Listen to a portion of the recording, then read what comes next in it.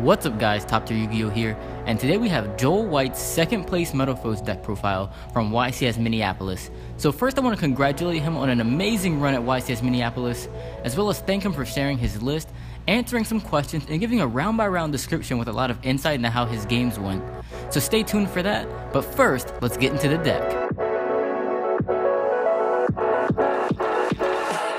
Alright, so first we have the standard 12 Metalfoes. We have 3 Volflame, 3 Gold Driver, 3 Silvereds, and 3 Steelins. Next we have a small Majespecter engine. We have the 3 Majespecter Raccoons and the 1 Unicorn, 3 Gofu, 3 Guiding Ariadne for searching counter traps, which are amazing in the mirror match, 3 Eccentric Archfiends for outing random back row, which is actually a pretty good meta call considering Majespecters just came out, so I'm sure this put in work all weekend for Joel. Then we have 3 Jowgen the Spiritualist, which is one of my favorite cards right now, because it's a floodgate that can also answer established boards, so its versatility is really useful and it can be pendulum summoned. And also Blue Eyes don't have any normal summons that can get over this, so if you can summon this against Blue Eyes, you should win that game every single time, unless they have like Phoenix Wing, Wind Blast, or Cat Sith. And the final monster is Luster Pendulum. So with 29 monsters, it doesn't leave too much space for spells and traps, so we have 5 spells and 6 traps. For the spells we have 2 Painful Decision, 2 Pot of Desires, and 1 Metalfoe Fusion. For the traps we have 1 Metalfoes Counter, 1 Combination, 3 Solemn Strikes, and 1 Solemn Warning. A lot of other Metalfoe decks were playing multiples of counter, but Joel decided to only play 1 of each trap so he wouldn't brick with them because he could always search them, as well as always having an aggressive play because you never really want to draw the traps, you always want to search them. So by minimizing the number of traps, he's able to maximize the number of times he opens with an aggressive hand, because again, he can always just search the traps when he needs them.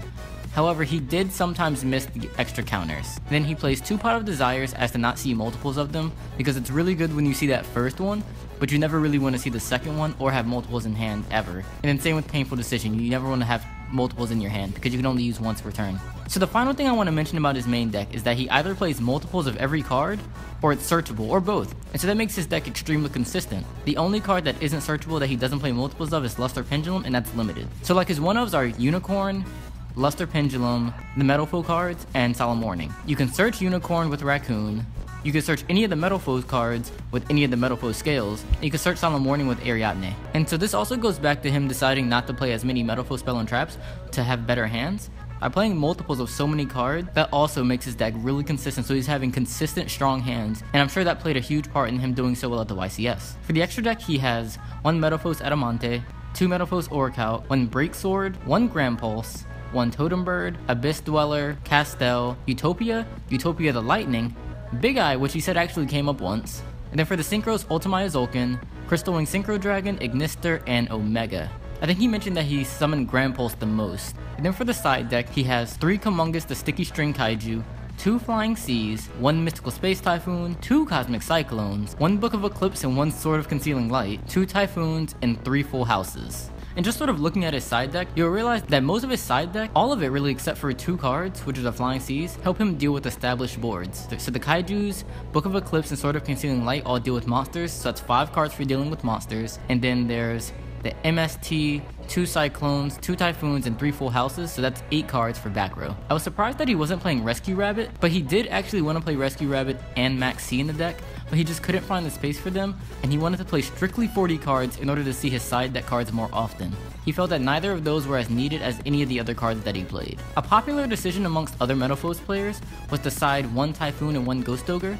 However, he's playing 2 Typhoons. He says that Ogre is good, possibly better next format, but he wanted multiple Typhoons to side against Pendulums in general, not just cards that activate. It also helps against Anti-Spell Fragrance, which came up in a semi-final match. It's also another out the Village of the Spellcasters, and then he got hit with Typhoon and Ghost Ogre so much during the event, but it didn't cost him a single game. Ariadne always forced the Ogre into Typhoon, and he always had the scale to back it up. The worst thing that happened was maybe having to use Eccentric as a skill, which actually isn't that bad at all. And so he touches on a really common misconception that I see, that a lot of players often try to destroy Metalfoe scales as your side deck plan against them. But if you're trying to destroy a Metalfoe player's scales, you're never going to win that battle because they always have combination and counter to get more, on top of already having 12 in the main deck. And so if you're trying to destroy their scales, it's just sort of an uphill battle. And like he said, he didn't lose a single game because of people destroying his scales like that. So that's quite the testament. And in response to him citing the 8 cards for destroying back row, he said he was really afraid of back row for the event and wanted full house for Demise and for the mirror match. Although he wouldn't cite it for the mirror ever again, it only worked once. But it turned out to be great against Majespecters. He cited in MST and Cosmic Cyclones every game he played. So I think it goes to show how versatile cards like Cosmic Cyclone and MST are, that they're still being played because you're always gonna want to destroy some sort of back row. So let's go ahead and get into the tournament report. There were 10 rounds of Swiss, and because he got second place, he played 5 top matches. So the event was last weekend, so we're missing a little bit of information, but he breaks it down pretty well. Round 1, it was a Metalfoe mirror match, in which he won. Round 2 was against Majespecters, which he won 2-1. He resolved the full house, which is pretty much an auto win against that deck. Round 3 was against Metalfoes again. He also won that. He won another mirror match in round 4. He loses to Blue Eyes in round 5. Game 1, he goes first and Pendulum summons Jowgen, but the Blue Eyes player main deck Catsith. And so if you didn't know, the Fabled Catsith is a commonly used card in Blue Eyes decks,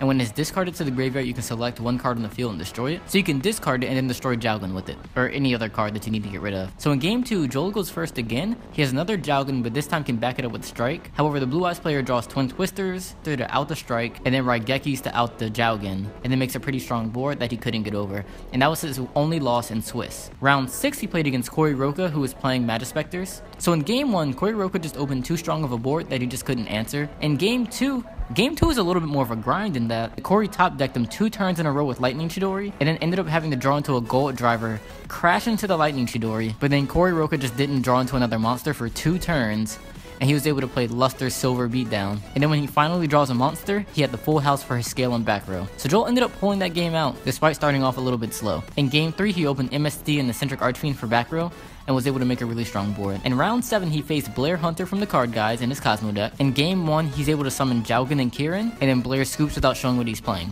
Smart move. So then in game 2, Joel cited in the mystery package, which is what he cited in against decks he didn't know what they were, which was the 3 MSTs, aka 1 MST, 2 Cosmic Cyclones, 2 Kaijus, and then 1 Book of Eclipse. And so turn 1, Blair plays about 4,000 life points, but then he top decks Book of Eclipse and then does double piercing with an Orichalc over a Wicked Witch to win the game. And as a Cosmo player myself, that scares me. And so round 8, he plays DDDs. In game 1, he opened up Strike and Warning, and so he was sort of able to keep the DDD player from doing too much. In game 2, the DDD player summons Vanity's Fiend, but once again he top decks Book of Eclipse, and then has Eccentric Archfiend for the back row. In round 9, he plays Blue Eyes again, and this is the same guy who he plays in top 8. So in game 1, he summons Jowgen, and he has no outs to it. In game 2, he goes second, but summons Jowgen, and he still doesn't have any outs to it until he wins again. So once again, if you can summon Jowgen against Blue Eyes, it's going to be very hard for them to win that game. And then in the final round, round 10, he plays against Fraser Smith playing Metalfoes Majespecters. And this game purely came down to counter traps.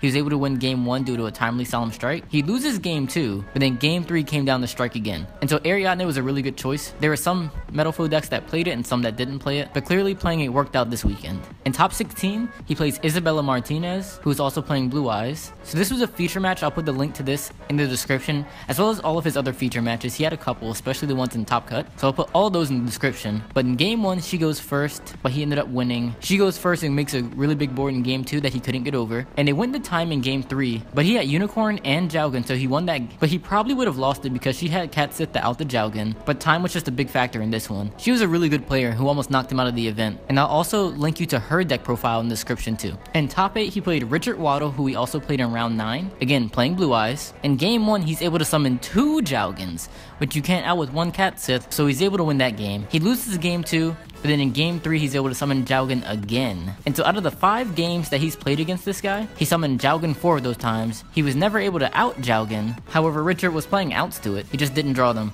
So that happens too sometimes, you know? But getting the top 8 is pretty good by itself. He played against Cody Angeloff in top 4 playing against PK Fire. Game 1 was a pretty grindy game. However, he wins due to Majespecter Unicorn. But then game 2, he loses to Anti-Spell, which is like his biggest fear going into the event. That's why he sided so many cards for outing back row, but he just didn't draw the out this game.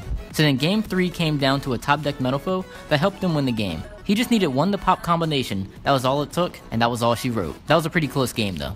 So in the finals game 1, which was a Metalfoe mirror, his opponent opened up a really strong hand summoning Ultimaya Tzolkin, Crystal Wing, and Equipped Engineer, along with 2-step back row. Joel opened decently. He had Pot of Desires, Jowgen, but he had 2 Gofus, Ariadne, and Eccentric Archfiend.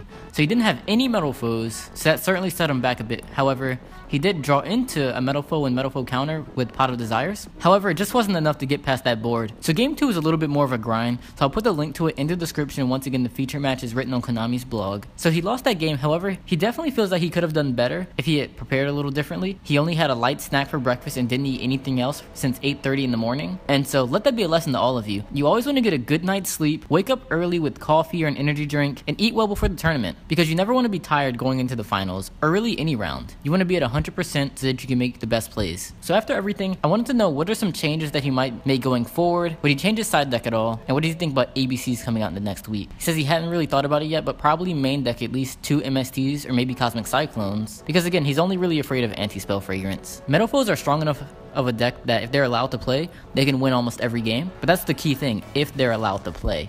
So that's why you have to have outs to anti-spell.